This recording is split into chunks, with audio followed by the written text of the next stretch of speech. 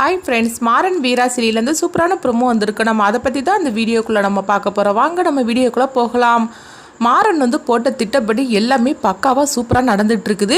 அடுத்து பார்த்தோம்னா விஜய் தனக்கு சொந்தமான 2-3 பேரை கூட்டிகிட்டு வந்திருக்கிறாங்க. இந்த பூஜையில் தனக்காக ஆதரவாக இருக்கணும் அப்படின்னு சொல்லிட்டு. ஆனால் அங்கே இந்த பூஜையில் நடக்கிறதெல்லாம் பார்த்துட்டு வந்தவங்க எல்லாருமே பிருந்தாவுக்கு ஆதரவாக செயல்பட ஆரம்பிச்சிருந்தாங்க.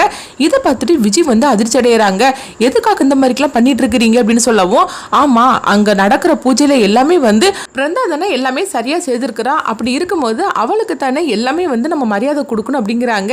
என்ன சொல்லிட்டு இருக்கிறீங்க அப்படின்னு விஜய் கோவத்தோட கேட்கவும், நான் தானே உங்களை அங்கே வரவழைச்சிருக்கிறேன், அப்போ நீங்கள் எனக்காக தானே சப்போர்ட் பண்ணணும் அப்படிங்கும்போது, நீ சொல்கிறதெல்லாம் கரெக்டு தான் விஜய், ஆனால் அங்கே பூஜையில் எல்லாமே நடந்ததெல்லாம் நீ பார்த்துக்கிட்டு தானே இருந்த.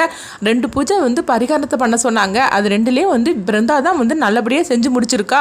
அப்படி இருக்கும்போது உனக்கு நாங்கள் ஆதரவாக இருந்தோம்னா அப்புறமா தேவ குத்தமாயிரும். அதனால கார்த்தி தாலி கட்ட போகிறது என்னமோ பிருந்தாவுக்கு தான். அதனால பிருந்தாவுக்காக தான் நாங்கள் எல்லாமே செய்வோம் அப்படின்னு சொல்லவும், இது கேட்டதுமே விஜய் பயங்கரமாக கோவப்பட ஆரம்பிச்சிருந்தாங்க. அடுத்து பார்த்தோம்னா பிருந்தாவுக்கு இந்த மஞ்சள் தண்ணியை ஊற்றிக்கிட்டு அவளை வேற புடவையை கட்டிக்கிட்டு அங்கே மணமேடைக்கு வர சொல்லுங்க அப்படின்னு ஐயர் சொல்லவும், இது கேட்டதுமே அந்த மாதிரி செஞ்சுட்டு இருக்கிறாங்க. இப்போ விஜய் கோவத்தோடு அதை நிறுத்த சொல்லவும், உடனே வள்ளி தடுக்கிறாங்க. என்ன விஜய் நீ சொல்லிட்டு இருக்கிற, அந்த 2 பூஜையிலையும் எல்லாமே அவள் தான் சரியாக பண்ணிட்டு இருந்தா. அப்படி இருக்கும்போது நீ பேசாமல் ஒதுங்கி இருக்கிறதா நல்லது அப்படிங்கிறாங்க.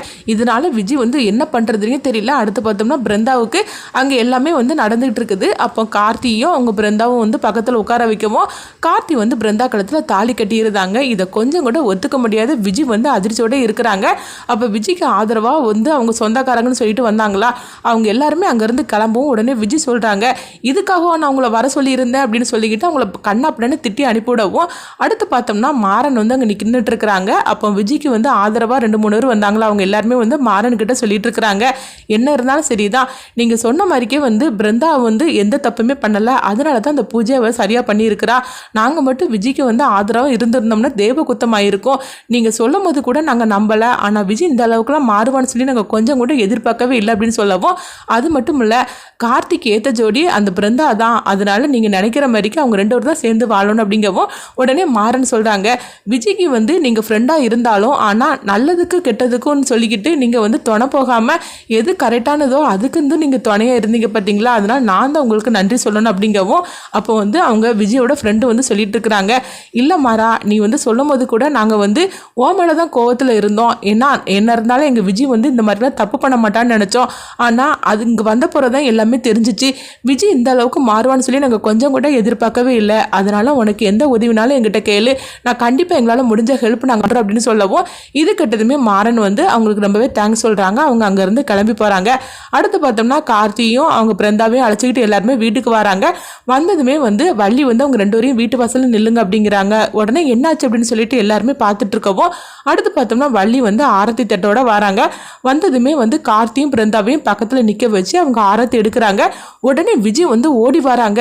என்ன சுற்றி நினச்சிக்கிட்டு இருக்கிறீங்க, அவங்க 2 பேருக்கும் நீங்கள் ஆரத்தி எடுத்துட்டு இருக்கிறீங்க, என்ன இருந்தாலும் சரிதான், கார்த்தி மச்சான் ஊர் உலகத்துக்கு முன்னாடி தாலி கட்டினது எனக்கு தான், அப்படி இருக்கும்போது நீங்கள் என்னை விட்டுட்டு நீங்கள் எப்படி அவங்க 2 பேருக்கும் நீங்கள் ஆரத்தி எடுக்க முடியும் அப்படிங்கவும், உடனே வள்ளி சொல்லிட்டு இருக்கிறாங்க, என்ன விஜய் நீ இந்த மாதிரிலாம் சொல்லிட்டு இருக்கிற, கோயிலில் நடந்ததெல்லாம் மறந்துட்டியா என்ன இருந்தாலும் சரிதான், கோயிலில் பிருந்தா தான் பூஜையெல்லாம் பரிகாரத்தை நல்லபடியாக செஞ்சு முடிச்சிருக்கிறா, அதனால தான் கார்த்தியை அவ கழுத்தில் தாலி கட்டி இருக்கிறான், அப்படி இருக்கும்போது அவங்க 2 பேருக்கு தானே நான் ஆரத்தி எடுத்து நான் வீட்டுக்குள்ளே கூட்டிகிட்டு போக முடியும் அப்படின்னு சொல்லவும், இதை கேட்டதுமே விஜய் சொல்கிறாங்க, இங்கே பாருங்க சித்தி, நீங்கள் கூட அப்படி மாறுவீங்கன்னு சொல்லி நான் கொஞ்சம் கூட எதிர்பார்க்கவே இல்லை அப்படிங்கவும், நான் ஒன்றும் மாறலை, அங்கே நடந்தது எல்லாமே தெய்வத்துக்கோட சம்மதத்தோட எல்லாம் நடந்தது, அப்போ அந்த தெய்வமே கார்த்தியோட பிருந்தா தான் சேர்ந்து வாழணும்னு சொல்லி ஆசைப்பட்டிருக்கு, அதனால தான் அந்த கோயிலில் அந்த மாதிரிலாம் நடந்திருக்குது, அப்படி இருக்கும்போது அதை மீறி நான் எப்படி என்ன பண்ண முடியும், அதனால நீ கொஞ்சம் ஒதுங்கி இருக்கிறதா நல்லது அப்படின்னு வள்ளி சொல்லவும், இதை கேட்டதுமே விஜய் அதிர்ச்சி அடைகிறாங்க. அப்போ ராமச்சந்திர கிட்ட போய் சொல்கிறாங்க, என்னம்மா வள்ளி சித்தி தான் இப்படி மாறிட்டாங்கன்னா நீங்களும் அமைதியாக நின்றுட்டு இருக்கிறீங்க அப்படிங்கும்போது, அப்போ ராமச்சந்திரன் சொல்கிறாங்க, என்ன விஜய் இதெல்லாம் எடுத்தோம் கவுத்துன்னு செய்யக்கூடிய விஷயம் கிடையாது, இது எல்லாமே கடவுள் என்ன நினைக்கிறாரோ அதுபடி தான் நடக்கும், அப்படி இருக்கும் இருக்கும்போது கடவுள் நினைச்சது தான் அந்த கோயில நடந்திருக்குது, அதனால நான் எதுவுமே சொல்றதுக்கு இல்லை அப்படின்னு சொல்லியிருந்தாங்க. நீ ஒன்றும் வருத்தப்படாதம்மா அப்படின்னு சொல்லவும் உடனே விஜய் வந்து ராமச்சந்திரனை மனசுக்குள்ளேயே திட்டுறாங்க.